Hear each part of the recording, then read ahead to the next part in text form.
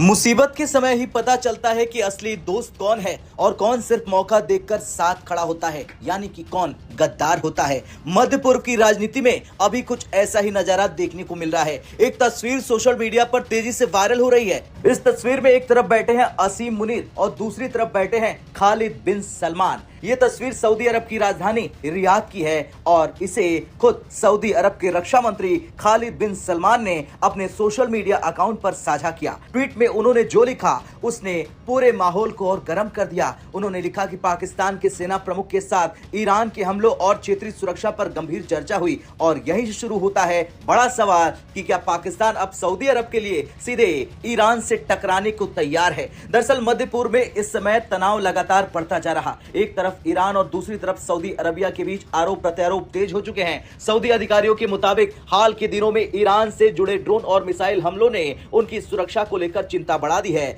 इसी खतरे को लेकर पाकिस्तान के सेना प्रमुख असीम मुनीर सऊदी अरब पहुंचे और उन्होंने सऊदी रक्षा मंत्री खालिद बिन सलमान से लंबी बैठक की। इस बैठक में चर्चा हुई कि अगर ईरान के हमले जारी रहते हैं तो उन्हें कैसे रोका जाए और सऊदी अरब की सुरक्षा को कैसे मजबूत किया जाए। इस पूरे घटनाक्रम की जड़ में साल 2025 में हुआ एक बड़ा रक्षा समझौता है। पाकिस्तान और सऊदी अरब के बीच हुए इस रणनीतिक समझौते के तहत दोनों देशों ने सैन्य सहयोग को काफी बढ़ा दिया है। इस समझौते के अनुसार अगर किसी बाहरी ताकत की तरफ से हमला होता है तो दोनों देश मिलकर उसका जवाब दे सकते हैं। यही वजह है कि सऊदी अरब ने संकट के समय पाकिस्तान से सीधे बातचीत शुरू की। अब बड़ा सवाल यह है कि क्या पाकिस्तान ईरान से भिड़ेगा, क्योंकि पाकिस्तान और ईरान के रिश्ते पहले से ही उतने आसान नहीं रहे हैं। सीमा विवाद से लेकर आतंकवाद के आरोप तक दोनों देशों के बीच कई बार तनाव बढ़ चुका है। लेकिन अब अगर पाकिस्तान खुले तौर पर सऊदी अरब का साथ देता है तो इसका मतलब होगा कि ये सीधे ईरान के खिलाफ खड़ा हो सकता है। यही वजह है कि ये बैठक सिर्फ एक सामान्य कूटनीतिक बैठक नहीं मानी जा रही है।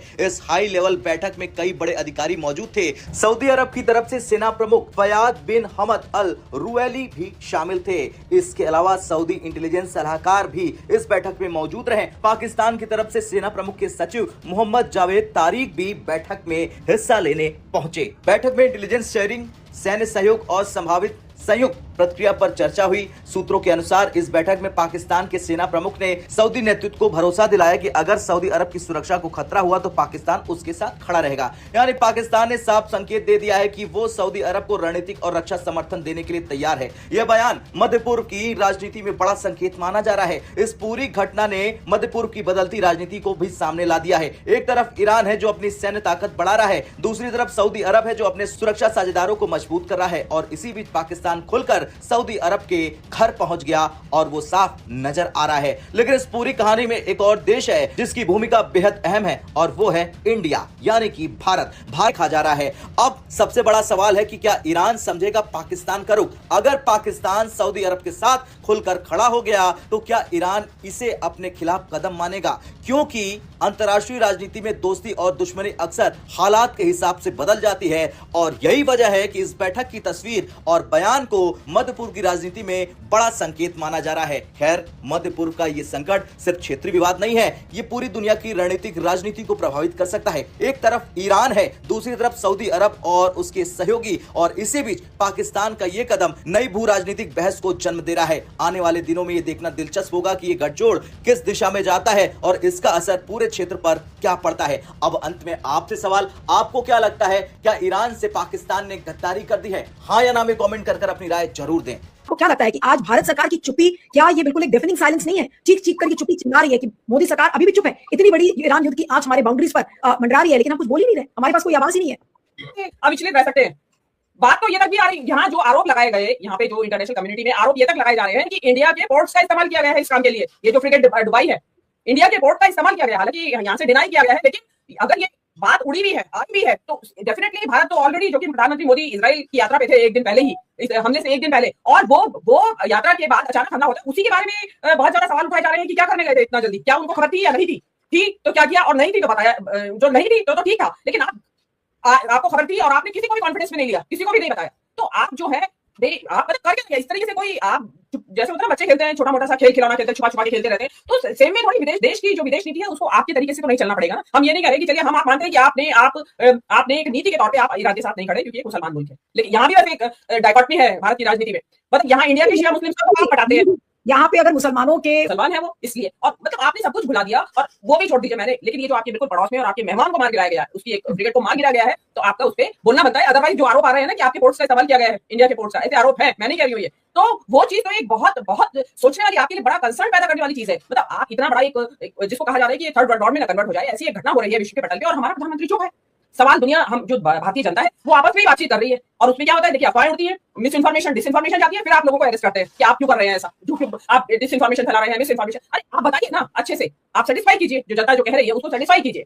लेकिन ये जो आप जो कर रहे हैं, ये नीलू जी, ये यहाँ से जो ट्रेड रूट है, बड़ा वाइटल ट्रेड रूट है जो यहाँ से निकलता है, ये इस वाइटल ट्रेड रूट पे अगर हमले इसी तरीके से शुरू हो गए, वो चाहे ईरान के हो या चीन के हो, जो कि हॉर्मुज स्ट्रेट से अगर ईरान ने केवल चाइना के शिप्स को इजाजत दी है, तो उससे एक, मेरे हिसाब से मैं एक और इसका मतलब निकालती हूँ कि क्या कहीं ये युद्ध चाइना की इकोनॉमी को तहस नहस करने के लिए तो नहीं छेड़ा गया है?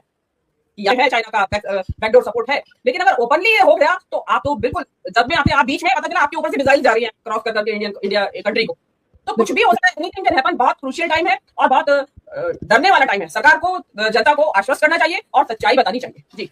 ईरान के बढ़ते हमलों से परेशान सऊदी अरब ने अब पाकिस्तान को फोन घुमाया है। सऊदी अरब के क्राउन प्रिंस मोहम्मद बिन सलमान ने पाकिस्तान को पिछले साल सितंबर में हुए डिफेंस पैक्ट की याद दिलाकर ईरान पर हमला करने के लिए कह रहे हैं। पाकिस्तान के फील्ड मार्शल आसिम मुनीर को वजीर आजम, शहबाज शरीफ को सऊदी अरब के शहजादों प्रिंस मोहम्मद बिन सलमान और उनके भाई शहजादा खालिद बिन सलमान ने क्लियर कट मैसेज दे दिया है कि बहुत हुआ जुबानी जमा खर्च, अब बिना देर किए ईरान पर हमला करो वरना अंजाम भुगतने को तैयार रहो। मोहम्मद बिन से बड़ी खबर है, यही सबसे बड़ा सवाल है कि अब मुनीर शहबाज शरीफ की हाइब्रिड हुकूमत क्या करेगी।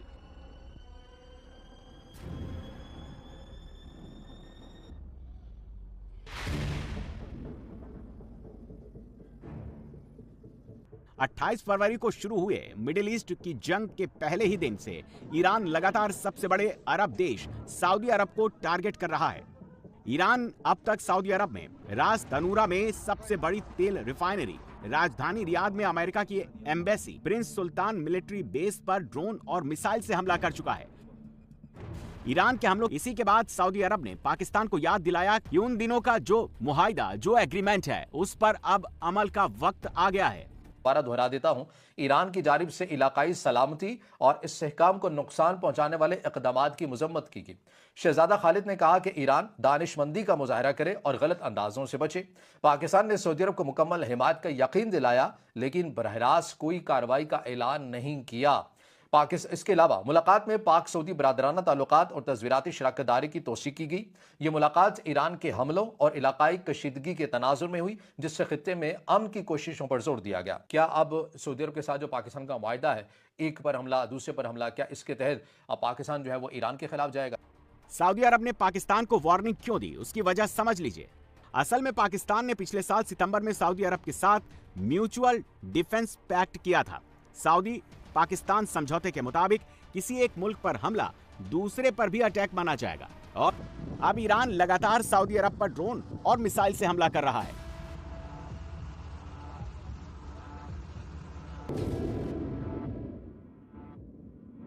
इससे सऊदी अरब के सब्र का बांध टूट गया। सऊदी अरब के डी फैक्टो रूलर वली अहद शहजाद सलमान ने सीधे शहबाज शरीफ को फोन करके वार्निंग दे दी, तो उनके छोटे भाई और सऊदी अरब के डिफेंस मिनिस्टर खालिद बिन सलमान ने आसिम मुनीर की क्लास लगा दी। पूछा कि आखिर किस दिन के लिए ये एग्रीमेंट हुआ था। हमारे सामने जो है, ठीक है जनाब, और ये एक ऐसा सिनेरियो है कि जिसमें पाकिस्तान के बारे में ये एक्सपेक्ट किया जा रहा है कि हम जाके ईरान सऊदी अरब के साथ मिलकर लड़ेंगे। हमारे बारे में यही कहा जा रहा है ना कि भाईजान इन्होंने लड़ना है। अब देखिए, पाकिस्तान के ताल्लुकात जो हैं वो बड़े ज़बरदस्त हैं सऊदीज़ के साथ और ईरानियों के साथ भी हैं। हमने अपने ताल्लुकात को बैलेंस रखना है और हमने ईरान को मेक श्योर करवाना है कि भाई साहब आप जो है ना सऊदी अरब पे हमला ना करो। अगर आप सऊदी अरब पे हमला करते हो तो उसकी फिर आपको प्राइस भी पे करनी पड़ सकती है। इंटरेस्टिंग, मिनिस्टर इसहाक डार संसद में खड़े होकर कह रहे हैं कि हम बैलेंस बनाकर चल रहे हैं ईरान सऊदी अरब के बीच। इसहाक डार ने कहा कि उन्होंने ईरान से बात करके सऊदी अरब पर अटैक कम कराया। हालांकि इसहाक डार जैसे ही मिडिल ईस्ट से लौटे, ईरान ने सऊदी अरब पर ताबड़तोड़ हमले करके पाकिस्तान के दावों की धज्जियां उड़ा दी। अब पाकिस्तान के सामने दिक्कत यह है कि उसकी करीब 900 किलोमीटर लंबी सीमा ईरान से मिलती है। पाकिस्तान की 25 करोड़ की आबादी का 5वां हिस्सा यानी करीब 5 करोड़ शिया मुसलमान है, जिसकी खुली हमदर्दी ईरान से है। वहीं सऊदी अरब के साथ पाकिस्तान का रिश्ता हमेशा सिक्योरिटी प्रोवाइडर का रहा है। पाकिस्तान के 2000 सैनिक हमेशा सऊदी अरब में तैनात रहते हैं। इसके एवज में पाकिस्तान को अच्छी खासी रकम सऊदी अरब से मिलती है। पर इस वक्त जज्बाती तौर पर पूरा पाकिस्तान ईरान के साथ खड़ा है। 1 मार्च को खामनेई की मौत के बाद पूरे पाकिस्तान में अमेरिका के खिलाफ प्रोटेस्ट हुए थे। भीड़ ने कराची में अमेरिकी कॉन्सुलेट पर हमला कर दिया था। लाहौर में भी यूएस कॉन्सुलेट पर अटैक हुआ। गिलगित बाल्टिस्तान में भयंकर विरोध प्रदर्शन हुआ, जिसमें 2 दर्जन से ज्यादा लोग मारे गए और फौज को उतारना पड़ा। इसीलिए देखिए, ये Iran is a difficult neighbour, इसमें कोई शक नहीं है। ज़ैनबियून ब्रिगेड यहाँ बने थे, शिया मलेशिया ग्रुप बने थे, जिनको ट्रेन किया गया, फंड किया गया, IRGC ने उनको चलाया, वहाँ पे सब कुछ किया। हमें इस चीज़ को भी देखना है, and we have to be very careful at this time. मुझे ऐसे लगता है कि आयतुल्लाह खामनाई की जो मार्टरडम है, उसके बाद the recruitment in all these Malaysia's can increase. जो सीरिया में उस वक्त हुआ, उसकी पाकिस्तानी सोसाइटी को कीमत देनी पड़ी। जो खुरम डिस्ट्रिक्ट है पाकिस्तान की, उस पर ज़ैनबियून जो है। जी हाँ दोस्तों, ये थी अब तक की मालूमात जो मैंने आपके साथ शेयर की है। वीडियो कैसी लगी अपनी राय का इज़हार कमेंट बॉक्स में ज़रूर करें। अगर आप भारतीय मीडिया का रिएक्शन देखना और सुनना पसंद करते हैं तो चैनल को सब्सक्राइब करें, ताकि इस तरह की इन्फॉर्मेटिव वीडियो अब तक बर वक्त पहुँच रहे। जैसे कोई नई मालूमात है मैं आपके साथ ज़रूर शेयर करूँगा। हाज़िर होते हैं नई वीडियो के साथ, नई अपडेट के साथ। नेक्स्ट वीडियो दीजिए इजाज़त। अल्लाह हाफिज़।